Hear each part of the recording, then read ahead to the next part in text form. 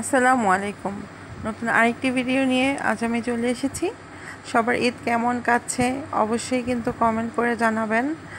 তো ঈদের মধ্যে দেখা যায় যে ডেইলি ব্লগগুলো আসলে করা হয় না, মাঝে মধ্যে করা হয়।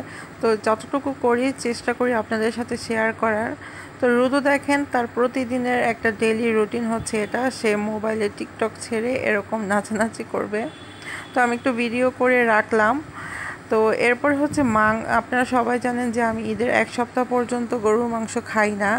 এটা কেন জানি আমার কাছে খেতে ভালো লাগে না। তো আজকে হচ্ছে একটু ভর্তা খেতে ইচ্ছে করছিল। তো আমাদের ঘরে মানে আমাদের দুইজনের টোনাটনি সংসারে কিন্তু আমরা দুইজনে অনেক বেশি ভর্তা লাভার। আর আপনাদের ভাইয়া আমার হাতের ভর্তাগুলো অনেক বেশি পছন্দ করে, সে সব সময় ভর্তার আবদার করে। তো এখানে হচ্ছে শুটকি ভর্তাটা একটু ব্লেন্ডারে করে নিয়েছিলাম এবং এখানে হচ্ছে একটু বাগার দিচ্ছিলাম। আর এখানে হচ্ছে আমি কাঁচামরিচ কুচি করে কাঁচামরিচ না, কাঁচা পেঁয়াজ আর কি কুচি করে রেখেছি, আর মরিচ হলে তেলে রেখেছি। আর হচ্ছে বেগুনটা আমি একটু হলুদ আর একটু লবণ দিয়ে ভেজে নিয়েছিলাম তেলের মধ্যে।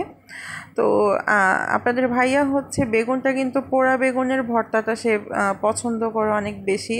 তো এখন যেহেতু বেগুনে অনেক বেশি পোকা হয়, তো সেজন্য আমি তাকে পোড়া বেগুনের ভর্তাটা তৈরি করে দিই না। তো এখন আমি ভর্তাটা মেখে নিচ্ছি। আর আমি হচ্ছে সরিষার তেল পছন্দ করি না, তাই আমি ভর্তায় সরিষার তেল ব্যবহার করি না। তো আপনি যদি আমার চ্যানেলে নতুন হয়ে থাকেন অবশ্যই আমার চ্যানেলটি সাবস্ক্রাইব করে দেবেন, পাশে থাকা বেল আইকনটি প্রেস করে দেবেন। আর যারা এই কাজটি করে ফেলেছেন তাদের অসংখ্য অসংখ্য ধন্যবাদ। তো ওই যে গতকালকের ভিডিওতে শেয়ার করেছিলাম যে আমার ভাসুরের বাচ্চাটা মারা গিয়েছে, তো সেখানে কিন্তু দেখা যায় যে নাস্তা দিতে হয় বা দুপুরে খাবার দিতে হয়। তো আপনাদের ভাইয়া করেছে কি, সে আমার কাছে জিজ্ঞেস না করে মানে আমার সাথে ডিসকাস না করেই সে সেখানে বলে এসেছে যে আমি দুপুরে খাবারটা দিব। তো আমি একটু রেগে গিয়েছিলাম আসলে।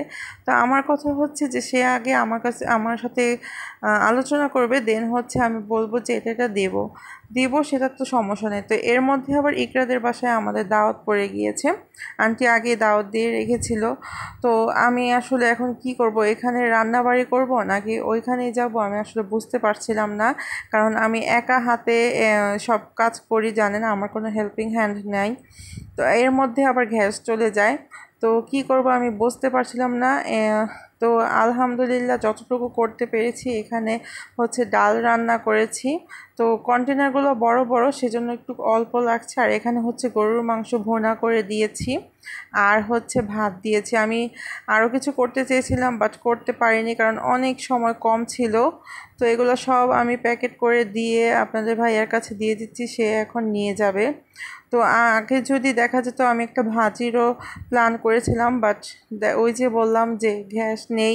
তারপরে আবার আগে সে আমাকে বলেনি, সে হঠাৎ করে এসে বলছে। তো আমি যতটুকু পেরেছি ততটুকু করার চেষ্টা করেছি। তো এই রান্নাবান্নাগুলো আমি আসলে শেয়ার করতে পারি নাই, কারণ দেখা যায় অনেক বেশি তাড়াহুড়া থাকে। এর মধ্যে হচ্ছে ওই যে বললাম আজকে আবার ইকরাদের বাসায় দাওয়াত ছিল, সবাই চলে গিয়েছে। তো আম্মু আম্মু আমার জন্য ওয়েট করছিল, বলছিল যে তুমি আর আমি একসাথেই যাব।